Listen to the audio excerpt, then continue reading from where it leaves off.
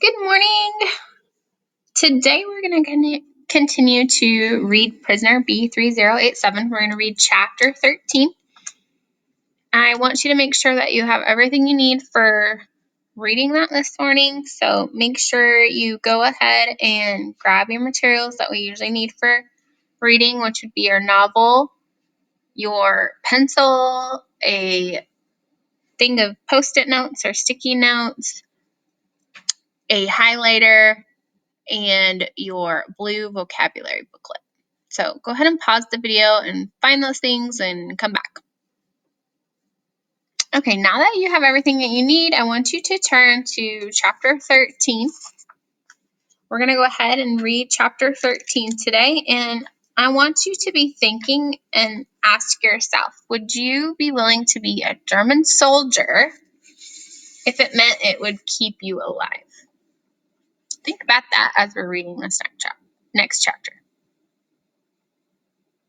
Wieliczka Salt Mine, 1943 to 1944. Chapter 13. One morning at roll call, I was one of 50 prisoners pulled out of the ranks and loaded onto a truck. The Nazis didn't tell us where we were going. "They're taking us away to kill us," one of the men said. But that didn't make any sense. Amo and Gert had no problem killing any of us at Płaszów. Why bother to load us into a truck and take us somewhere else to kill us? Just looking around at the others the Nazis had chosen, I could tell we were the strongest men at Płaszów, or at least the furthest from becoming Musulmaners. I was sure we were being taken somewhere else to work, and I was sure it had to be better than Płaszów. My 2 weeks saving my strength under the floor of my barrack had saved me. The truck pulled up outside a building with a tall spire, like a bell tower, but this was no church. The place had an industrial look to it. Oil-covered motors and generators stood around it like sentinels, and train tracks led into it and out. The Nazi in charge of our truck unloaded us, and we joined another group of prisoners who'd been brought in from somewhere else. I ended up standing next to a man who looked familiar to me, but I couldn't place him. "Are you from Kraków?" I asked him. "No," he said, with surprising force. "I am no one." He was right, of course. I shouldn't even have asked. But I noticed two of the other men who came with me from Płaszów looking at him more intently now. "First we will take you into the mine to show you where you will be working," a capo told us. "Then you will be assigned to your barracks." We were marched into the factory, which wasn't a factory after all. It was the sheltered entrance to an enormous mine. In groups of 10 and 12 we boarded elevators. I got on with the familiar-looking man and the two prisoners from Płaszów who'd been watching him. They stood close beside him now, uncomfortably close. But he didn't say anything. He just stared at the floor. The elevator ka-chunked, and down, down, down we went. Electric lights on the open elevator cage illuminated the gray-white walls of the mine shaft as we descended. Suddenly I was reminded of being under the floorboards again in Płaszów. I was squeezed in. Underground, trapped in the dark, with death coming for me. "Salt," one of the others whispered. "The Wieliczka salt mine. It has to be." My trance was broken.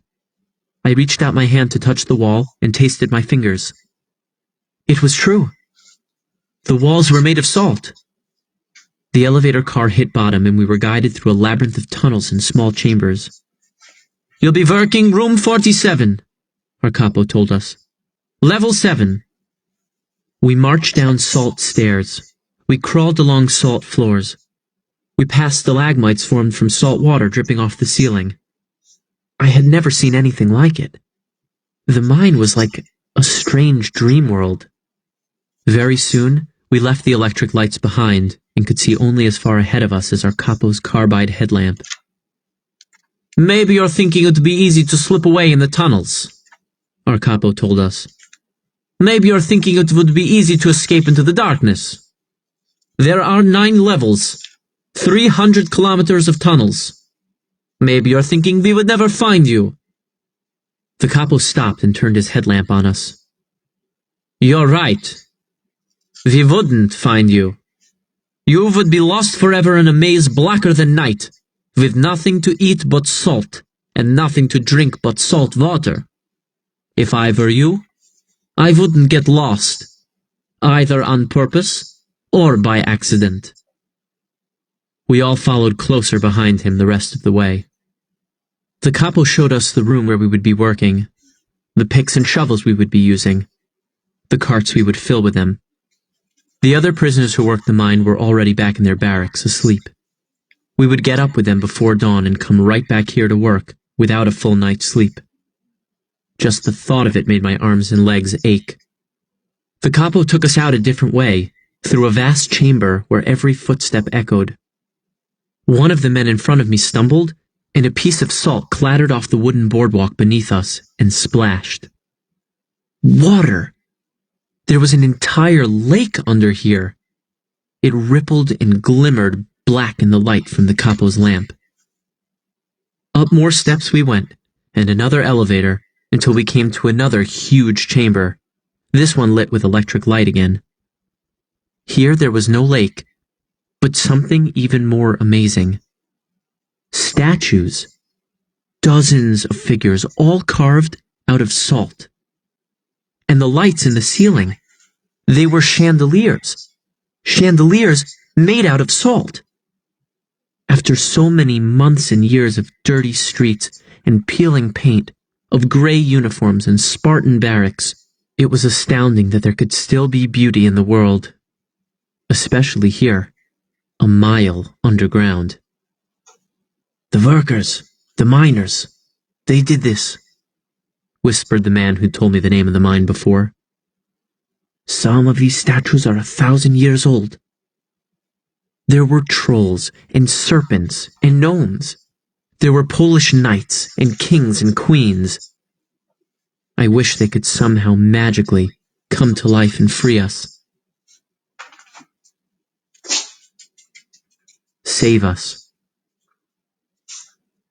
So I want you to stop and I want you to think about that statement, that there were Polish knights and kings and queens.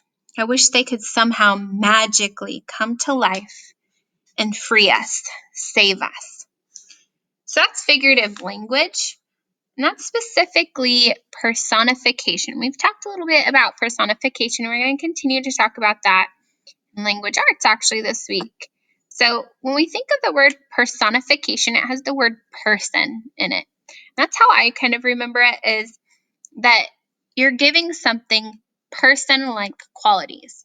So we think of these statues, they're not actually going to be able to come to life. They're not actually going to be able to free them or save them. That is something that a human can do. Those statues would not be able to. So coming to life, being alive, is a human-like quality a person might have. So this is an example of personification. They stayed still, though, frozen in salt, as trapped and helpless as we were. The last room was another monument left by former miners in Wieliczka's happier past. It was a temple, a chapel. No, an underground cathedral. There were more statues, an altar, a rail, everything a Catholic needed to hold services. But praying hadn't done the miners any good either. The Nazis owned almost all of Poland now, even 300 meters underground. Night had fallen and the stars were out when we got back topside. We were taken to our barracks, which were no better than our last at Płaszów. Because we'd missed dinner, we were sent to bed without any food. We knew better than to complain, and most of us went to our beds as quickly as we could. Morning, as we all knew, would be there before any of us were ready for it. But the two men who'd been looking strangely at the man I thought was familiar cornered him once the capo was gone. Okay, I'm going to stop there for just a second. And I want you to go ahead and we're going to look at what some of those mines looked like with an example here in a second. So let me pause this and find what I'm looking for, and then I'll be back. Okay, so here is what the old shaft looked like in the Willick-Zika salt mine. And so you'll see that the walls and the ceilings are all made of salt, and they have these stalactites and stalagmites. So remember, stalactites, for those of you that don't know, are the ones that come from the ceiling. I like to think of it that they hold tight to the ceiling, so that's how I remember that. And then the ones that are coming from the bottom, the stalagmites, might grow high enough to reach the ceiling. So this is kind of what it looked like, so you guys can kind of visualize what they're talking about. And then here are a couple others. So these are some of the statues and the chandeliers that Yannick was talking about, and like the cathedral area where the miners had carved these things out of the salt in the mines. And so he kind of talked about how he's seen all these dirty, nasty camps, and this is the first time he's really seeing something, outstandingly beautiful since he's been a part of these camps. So I just wanted you guys to be able to see a little bit of what it looked like so you can help imagine it a little bit better. Okay, so we're going to go ahead and we're going to continue reading chapter 13. Your name is Holtzman, isn't it? One of them said. No, the familiar-looking man said. No, my name is Finkelstein. You were in Krakow, weren't you? The other man said. You were one of the Judenrat's policemen. Of course. That's why I remembered him. How could I have forgotten that face? He was the man who had brought the Nazis to my flat.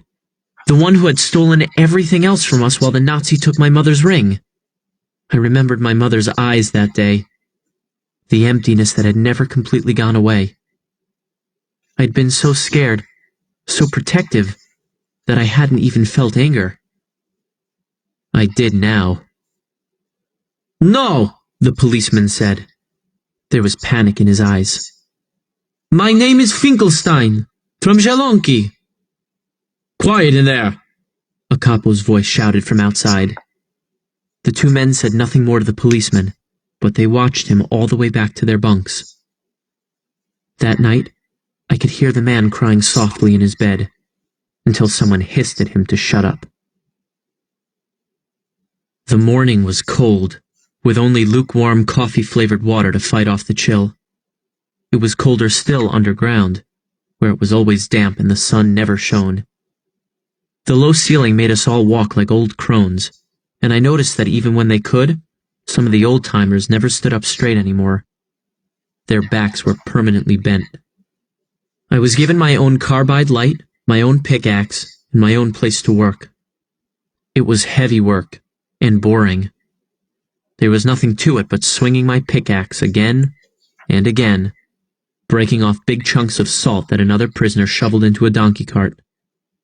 I chipped away, my arms already starting to ache from weakness and malnutrition, when I heard someone cry out from the chamber around the corner from mine. What's this? How did this happen? Who's done this? It was the voice of one of the capos. It wasn't said in the tone the capos used to taunt us or goad us into working harder. This was something different. Something So I want you to stop and highlight goad if you have not highlighted goad. So let's look at this sentence. It says, it was the voice of one of the capos. It wasn't said in the tone the capos used to taunt us or goad us into working harder. This was something different. So I want you to think about it. What do you think goad might mean?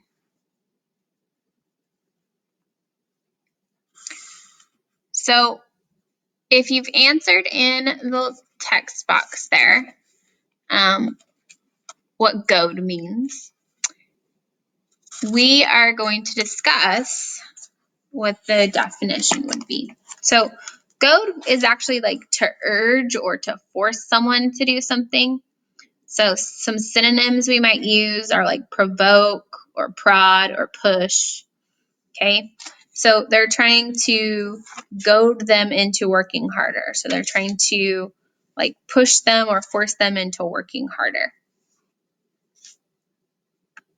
Confused, something scared.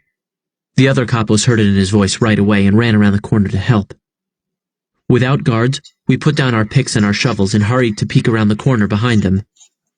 It was the Judenrat policeman. Holtzmann, or Finkelstein, or whatever his name was. His head had been smashed in with a shovel, and the rest of his body was gashed and torn and bleeding. In the carbide light from a dozen watching headlamps, something glittered and shone in his cuts. Salt. Someone had rubbed salt in all his wounds. Like Abimelech in the Book of Judges, who sowed the fields of his own people with salt after he put down their rebellion. I remember reading about him while studying the Torah with my father, long before the war. This was punishment and purification, all in one. "I said I want to know who did this!" the capo yelled. I looked around from face to face, trying to see who had done it. The men who had accused him in the barracks weren't there. It could have been any of them. It could have been all of them. No one said anything, and I worried we would all be whipped for the crime. But the capo only shook his head. "What do I care if you kill one another? You'll all be dead soon enough anyhow. You, and you," he said, pointing to two of the prisoners watching nearby. "Drag his body out of here, weight him down, and dump him in the underground lake." No one said another word about him. The capos sent us back to our places, and I chipped away at the salt wall again until they told me to stop. That night, I dreamed the salt statues came to life and set on our captors with their swords. But every one of the statues had the face of the dead man. So I want you to go back to that same question that I asked you at the beginning of this chapter, where I asked you if you would be a German soldier, like the Judenrat, and if you would do it if it kept you alive. I want you to think about that question and see if you've changed your answer since reading this chapter.